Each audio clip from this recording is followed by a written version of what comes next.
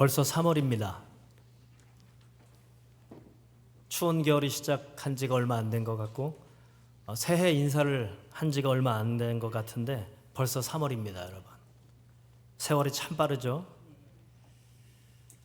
오늘 말씀의 제목은 곧 달기 울더라 라는 제목의 말씀으로 하나님의 말씀을 좀 나눠보겠습니다. 우리 조상들은 참 지혜로운 일들이 참 많습니다. 그 중에 하나가 구구소한도라고 하는 그림으로 알 수 있는데요. 동지를 기점으로 저렇게 구구소한도를 뭐 지금처럼 단열이 안 돼 있는, 과거에는 문풍지가 있었잖아요. 문풍지에다 붙이고 저렇게 매화꽃을 그려놓고선 하루가 지날 때마다 꽃잎 하나씩 칠을 했대요. 그래서 9980일 해서 전체 꽃잎이 81개, 81개입니다. 그렇게 빨간 매화의 꽃잎을 칠하면서 추운 겨울을 견뎌낼 수 있었다는 거예요. 이 꽃잎이 온통 물들면 이제 따뜻한 봄이 오겠구나 하면서 소망하고 기대하면서 하루하루를 물들이며 살았다는 거죠. 우리의 인생도 그렇게 아름다운 색채로 물들여졌으면 좋겠어요. 한순간이라는 점이, 그 점들이 쭉 이어지면 선이 되죠. 그리고 선들이 연결되면 그림이 되는 거죠. 우리는 점을 찍는 것 같지만 선을 그리고 있고 그 선으로 우리 인생이라는 작품을 그려내고 있는 거죠. 마치 구구소한도에 이 꽃잎이 하나씩 물들듯이 여러분, 오늘 하루를 예수님의 은혜로 또 하나님의 사랑으로 물들여 가시기를 바랍니다. 오늘 말씀에서는 예수님이 겟세마네 동산 기도하시다가 체포되어 가시는 장면입니다. 오늘 말씀의 12절부터 14절을 제가 세 번역으로 준비했는데 우리 세 번역으로 다시 한번 읽어보겠습니다. 시작.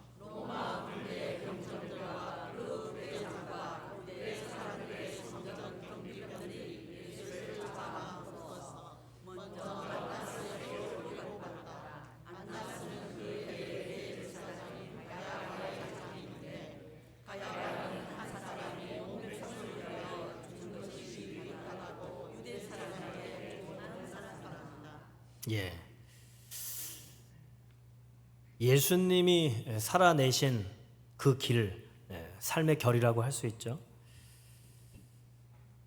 제자들은 예수님과 3년 동안 공생애를 함께 했다고 해요. 그런 예수님이 자신들이 바라는 대로, 자신들이 소원하는 대로 뭔가를 일으켜 주실 줄 알았는데 그렇게 무기력하게 체포되어 가는 장면을 목격한 거죠. 우리에게도 신앙생활이 그렇죠. 이렇게 하면 하나님이 이렇게 해주실 거야 라고 하는 기대와 소망이 있죠. 그러나 그렇게 되지 않을 때 우리는 이내 두려움이, 근심과 걱정이, 또 내가 잘못된 것을 하고 있나 라는 후회가 뒤따를 수 있죠. 오늘 예수님의 이 삶의 결은 전혀 뜻밖의 상황이 벌어진 거죠. 우리 이어령 교수의 책 중에 짧은 이야기 긴 생각이라는 책에 재미난 이야기를 해요. 결에 대해서 이렇게 얘기합니다. 한번 읽어볼까요? 시작. 한국말에는 참으로 많은 그들이 많습니다. 나무에는 나무결, 모래는 물결, 사람의 살에는 살결이 있지요. 머리에도 머리결이 있고 눈에도 눈결이 있고 마음에도 마음결이 있지요. 예수님의 삶도 삶의 결이 있었던 거죠. 제자들이 바란, 예수님과 동역하고 공생애를 함께 동행하면서 그들이 걷고 싶었던 삶의 결이 있죠. 그러나 그들이 원했던 삶의 결하고 예수님이 걸으셨던 삶의 결은 달라요. 그래서 저렇게 무기력하게 잡혀가시는 거죠. 당연히 뭔가 반전을 일으킬 줄 알았는데 전혀 그렇지 않은 거죠. 그런 예수님의 마지막 가는 길을 내가 목숨을 걸어서라도 지키겠습니다 라고 호언장담했던 베드로는 좀 떨어졌지만 계속해서 그 걸음을 따라가요. 아마도 그의 마음은 조마조마하는 두려움도 있었겠지만 그래도 뭔가 하시겠지, 저렇게 무기력해 보이다가도 예전에 일으켰던 기적처럼 뭔가 기적적인 일들로 이 상황을 뒤집겠지 하는 기대감으로 쫓아갔던 것 같아요. 그런데 이게 웬일입니까? 우리 15절부터 17절 이 상황이 벌어진 거예요. 한 번 더 읽어볼까요? 시작.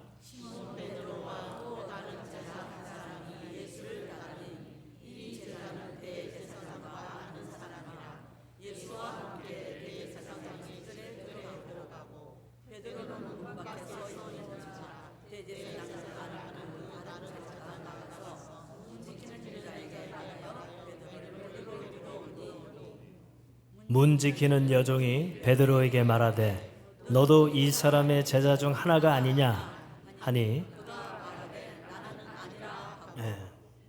베드로의 즉각적인 반응은 뭐였습니까, 여러분? 나는 아니라. 나는 아니다. 저 사람하고 전혀 관계없다. 아니 3년 동안 그렇게 베드로가 예수님과 동행했거든요. 예수님과 같은 결대로 살아갔다라고 믿었거든요. 그런데 예수님이 저렇게 힘없이 잡혀가시는 것을 보면서도 그래도 기대했겠죠. 뭔가 일으키시겠지. 그런데 정작 따라가다가 여기에 기록된 제자는 아마도 요한이에요. 요한에 의해서 대제사장, 전 대제사장이죠. 안나스. 그 뜰 안으로 들어가자마자 문지기를 하고 있었던 정말 낮은 직책이죠. 더군다나 2000년 전에 여성이 남성한테 함부로 말을 걸 수 없는 그때에 나약한 여종 하나가 묻는 거 아니에요. 그 질문에 화들짝 놀래서 나는 아니다. 이렇게 반응하는 베드로의 모습. 저는 이 모습을 보면서 어쩌면 오늘 살아가는 우리의 모습이 아닐까 합니다. 목사인 저도 마찬가지죠. 왜 예수님이 보여주신 그 모습을 따라가면서 보던 베드로가 그렇게 호언장담했던 베드로가 저렇게 겁쟁이가 됐을까? 뭐가 두려웠길래? 여러분들은 예수님의 삶의 결을 나의 삶의 결로 결정하고 그렇게 따라가고 계십니까? 살아가고 계세요? 한번 물어보세요. 지금 이제 점점 몽롱해지는 시간이 될 수 있어요. 옆에 있는 분들에게 한번 물어보세요. 당신의 삶의 결과, 예수님의 결과 동일하십니까? 한번 물어보세요. 나의 삶의 결과, 예수님의 삶의 결과. 지금 몸은 예배당에 앉아 있잖아요. 예배를 드리고 있잖아요. 베드로는 3년 동안 예수님하고 동행했어요. 다른 제자들도 마찬가지고. 그랬던 그가 그리고 늘 제자들의 이름이 거론될 때마다 가장 선두에 있어요. 그건 서열이에요. 예수님이 최고의 제자는 베드로였다는 거예요. 인정받았고 호언장담하고 다른 제자들도 인정할 만한 존중받는 사람이었어요. 그런 그가 나는 아니다. 왜 그랬을까? 저는 이것을 신앙과 신념 사이에 베드로를 위치시키고 있습니다. 우리도 마찬가지죠. 한번 띄워줘 보세요. 여러분, 신앙은 하나님 중심이에요. 그리고 그 삶의 결은 영적 가치관이에요. 하나님의 가치관이죠. 그러나 신념은 나 자신이에요. 우리에게 익숙한 통념과 상식, 그것으로 살아가는 세속적 가치관이죠. 이 둘 사이에 믿음이라는 게 있죠. 그 믿음은 확신이에요. 이렇게 하면 된다라고 하는. 그럼 여러분들은 어디에 위치해 계세요? 신앙에 가까우세요? 신념에 가까우세요? 사실은요, 신념으로 예수님의 곁에 서 있는 거죠. 신념을 가지고 신앙이라고 생각하면서 살아가는 거죠. 그러니까 베드로가 바랐던 예수님은 메시아라고 믿었죠. 그 메시아는 로마로부터 해방시켜주고 헤롯 왕을 폐위시키고 저 타락한 종교 지도자들을 바꾸어 버리는 그런 승리하는 메시아, 세속적 가치관을 이룰 수 있는 메시아, 이 신념이죠. 그런 예수님의 상을 그리면서 따라다닌 거죠. 결은 같은 결인 것 같지만 사실은 다른 신념으로 바라본 거죠. 그러나 예수님은 철저하게 하나님 중심으로 세속적 가치관을 따르지 않고 영적 가치관으로 살아가셨던 거죠. 베드로의 고백, 나는 아니라 진실입니까? 거짓입니까? 진실을 얘기한 거예요? 거짓을 얘기한 거예요? 예수님을 몰라. 진실이에요, 거짓이에요? 헷갈리죠? 분명히 대답했는데 계속 물어보는 거 가니까 거짓이라고 생각했는데 진실인 것 같고, 그죠? 이게 참 아이러니죠. 베드로는 그 위기를 모면하기 위해서 거짓으로 예수님을 모른다 했지만 성경에서 요한이 얘기하고자 했던 건 뭐예요? 진짜 베드로는 예수님을 몰랐다예요. 몰랐다. 신념으로 세속적 가치관으로 예수님을 바라보니 그렇게 무기력하게 잡혀가시는 걸 보고 하고 놀라고 두려워하고 예수님처럼 될까봐 두려워서 도망가 버리는, 숨어버리는, 거짓이 아니라 진실이죠, 사실은. 그러니까 우리도 신앙이 아니라 신념으로 이렇게 교회에 와 있고 종교 생활을 하면 이렇게 베드로처럼 부인할 수밖에 없는 거죠. 실망할 수밖에 없죠. 그래서 여러분, 우리가 창조주 하나님께서 이 인생을 보내주신 그 의도와 목적, 그 삶의 결을 제대로 찾기 위해서는 우리의 이 신념을 자꾸 비워내야 돼요. 비워내야 신앙으로 바뀌고 채워지는 그런 과정을 거쳐야 됩니다. 그래야 우리는 부인하지 않고 놀라지 않고 두려워하지 않고 마음의 자유와 평화로 살아갈 수 있는 거죠. 공지영 작가의 수도원 기행에서 버려야 변한다라는 그 이야기를 아주 소설가답게, 문장가답게 이렇게 썼어요. 한번 읽어볼까요? 시작.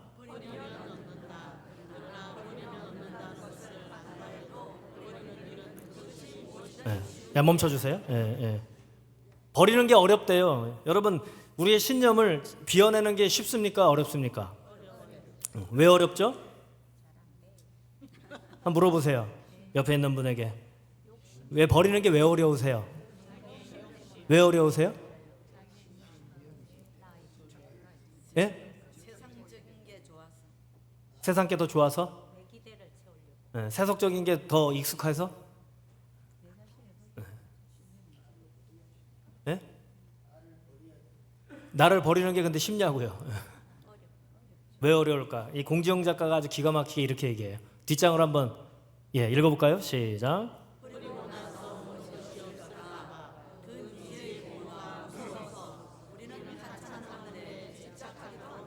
그죠?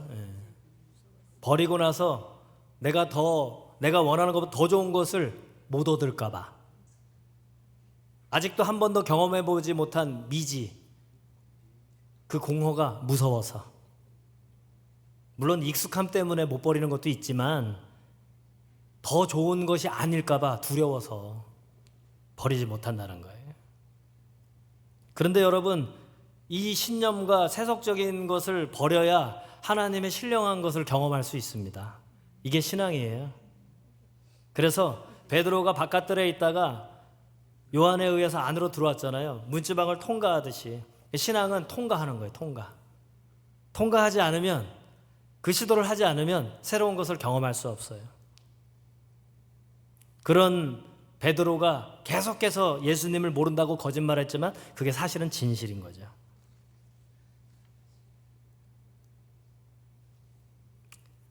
예수님을 중심으로 베드로가 보이고요. 이번에는 안나스, 전 대제사장임에도 불구하고 현 대제사장의 장인이었다고 소개하고 있어요. 그런데 예수님을 체포해서 가장 먼저 현 대제사장한테 가지 않고 전 대사장인 안나스한테 갔단 말이죠. 그때 당시에 실세가 누구였다는 거예요? 안나스였다는 거죠. 안나스의 힘에 의해서, 물론 로마와 깊은 관계가 있었죠. 힘에 의해서 그 사위가 제사장이 된 거죠. 근데 이 안나스의 관심은 이거예요. 19절. 우리 19절을 한 번 더 읽어볼까요? 시작.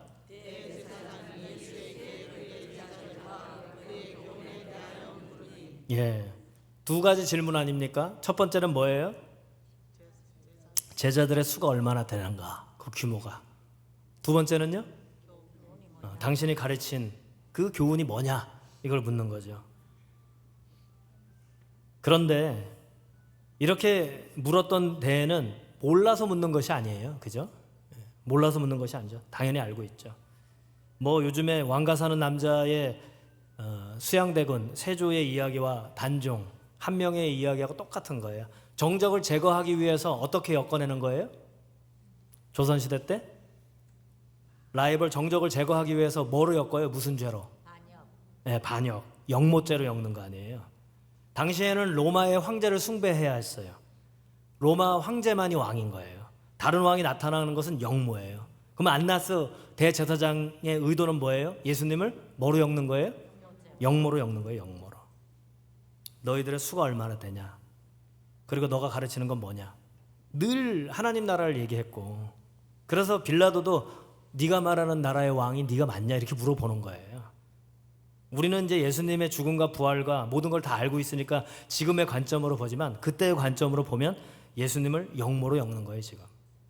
그래서 영모죄에 해당하는 십자가 사형, 정치범의 사형을 당한 거죠. 그러니까 안나스의 관점은 예수님의 세력 그리고 그의 말에 고투리를 잡으려고 계속 질문을 하는 거죠. 그런데 생각해 보면 대제사장이라면은 이 종교적 지도자거든요. 굉장히 학식이 있어야 돼요. 하나님에 대한 말씀에. 그랬던 그가 어떻게 이 하나님이 이 땅에 아들의 모습으로 온 그 예수님을 만났는데도 불구하고 어떻게 못 알아봤을까? 그 진리의 장본인인 창조주 하나님의 그 현존을 눈앞에 뒀는데도 그것을 왜 거부했을까? 신앙보다 신념에 사로잡혀 있었기 때문에, 영적인 하나님의 가치관보다 세속적 가치관에 완전히 매몰되어 있었기 때문이죠. 그러니 진리를 못 알아보는 거예요.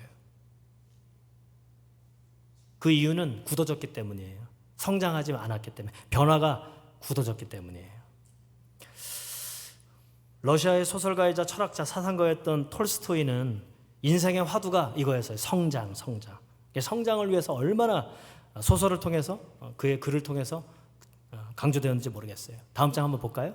자, 첫 번째 문장 읽어볼까요? 시작. 여러분 만족하면 안 돼요. 계속해서 어제보다는 조금 더 나은 나를 끊임없이 변화에, 성장에 관심을 가져야 돼요. 인생의 진정한 의미는 여기에 있다는 거예요. 끊임없는 더 나은 사람이 되는 것. 그리고 밑에 두 줄을 읽어볼까요? 시작. 그러한 성장이, 변화가 없을 때 이 예수님을 보고도 못 알아보는 거죠. 저는 가끔 그런 얘기를 해요. 이 시대에 예수님이 오셨다면 정말 예수님을 알아볼 수 있을까? 저조차도, 우리 동기 목사들하고도 그런 얘기해요. 아마 이 시대에 예수님 오시면 과연 우리가 이러한 관점으로 목회자의 삶을 살고 교회의 목회를 하고 세상을 살아가는데 예수님을 알아볼 수 있을까? 그런 의문이 사실 있어요. 신앙보다는 신념, 예수님과 함께 있긴 하지만 다른 결을 갖고 살아간다면 그렇게 될 수밖에 없는 거죠. 이렇게 안나스처럼. 그러자 예수님의 답변은 이렇습니다. 예수님 답변 20절 한번 띄워주세요. 20절 읽어볼까요? 시작.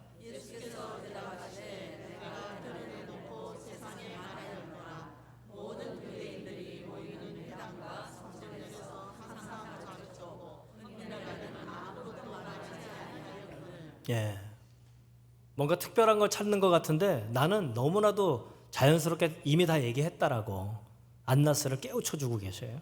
반박이라기보다는 깨우쳐주시는 거예요. 내가 이미 하나님의 비밀을 다 얘기했는데 당신은 지금 왜 다른 걸 찾느냐 하는 거죠.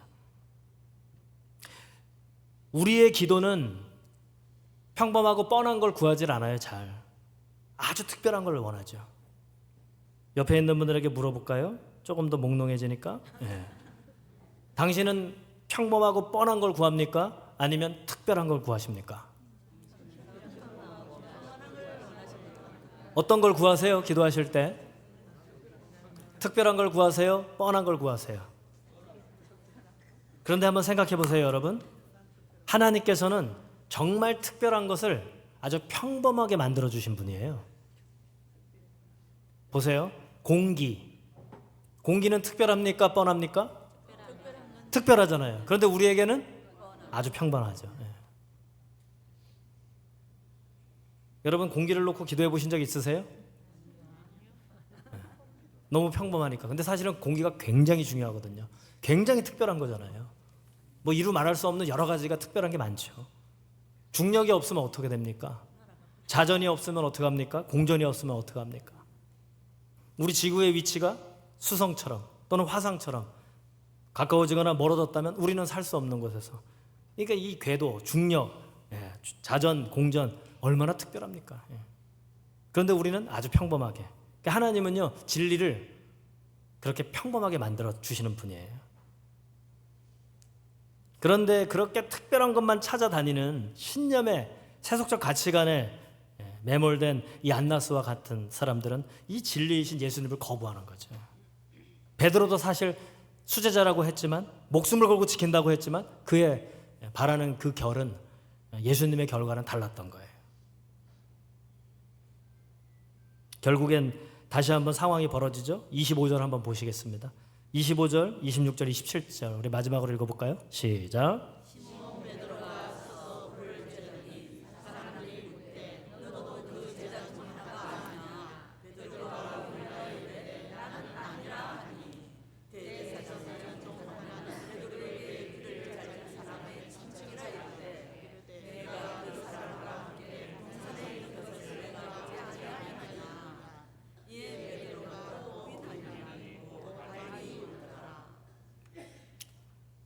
두 번, 세 번째 부인하는 거예요.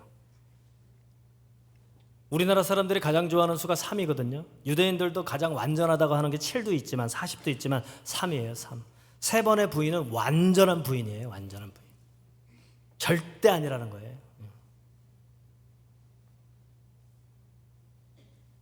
요한이 좀 고약하죠.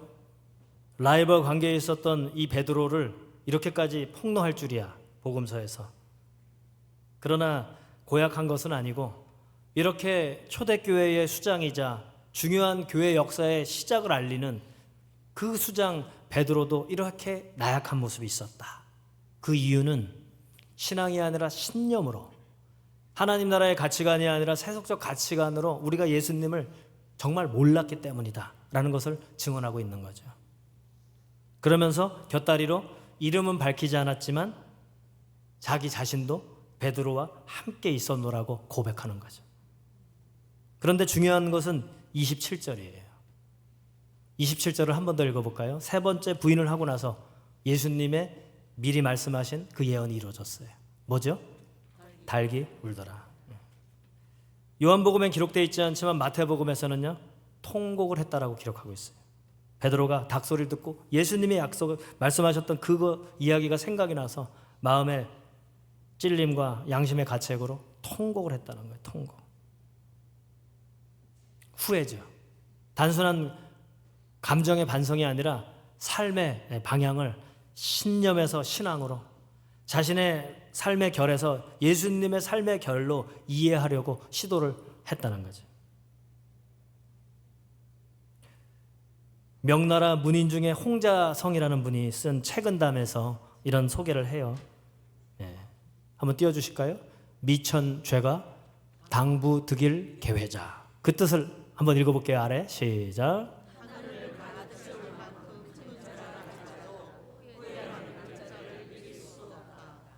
그죠? 이 의미는 후회와 반성으로 삶의 결을 바꾸고 삶의 방향을 바꾸는 시도, 감정적인 후회만이 아니라 삶의 후회는 아무리 큰 죄가 되더라도 용서가 된다는 얘기죠. 변화가 중요하다는 거죠. 그 후회가 있었던 베드로였기에 예수께서는 그를 초대교회의 수장으로 삼아주시고, 뭐 카톨릭에서는 그를 첫 번째 교황으로까지 인정하니까 그의 중심으로 초대교회가 세워졌고 2000년의 기독교의 역사가 새롭게 쓰여진 거죠. 달 울음소리, 베드로에게 있었던, 여러분 우리가 일상을 살아가면서 나를 발견하는 게 언제인지 아세요? 나를 발견하는 게 언제인 것 같으세요?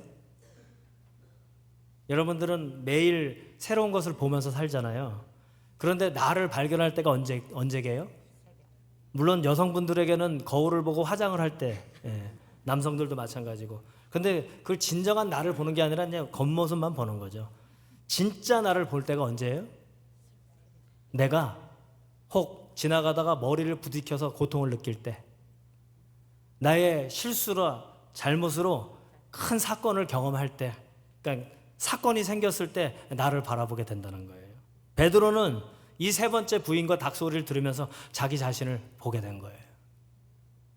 내가 예수님을 몰랐구나.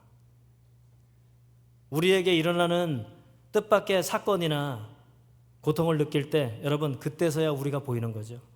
그리고 그때서야 우리가 하나님을 간절하게 진실하게 찾을 수 있는 거죠.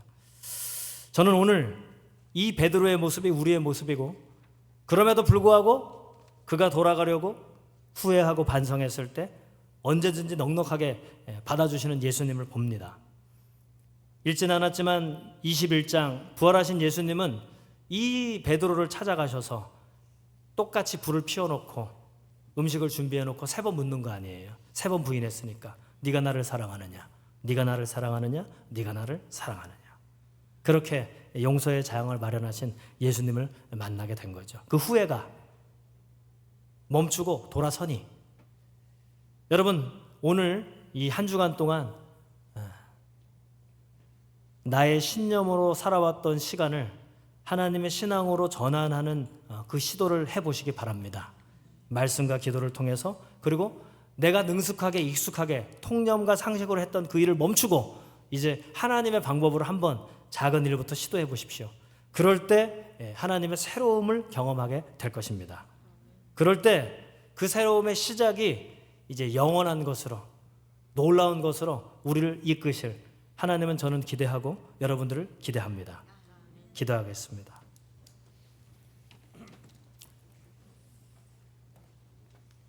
예수님과 동행했던 베드로도 예수님을 모른다고 부인합니다.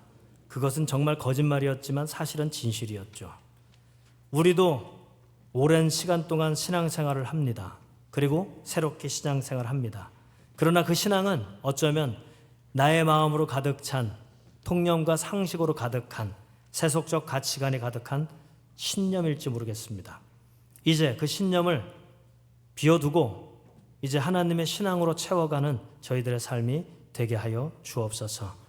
공재영 작가의 말처럼 버리고 나서 오는 것이 없을까 봐 두려워하지 않게 하시고, 미지의 공허가 무서워서 하찮은 것에 집착하지 않도록 우리에게 용기와 믿음을 더하여 주옵소서. 새로운 세계가 열리고 새로운 인생, 삶의 결이 다가오게 하옵소서. 예수님의 이름으로 기도드립니다. 아멘.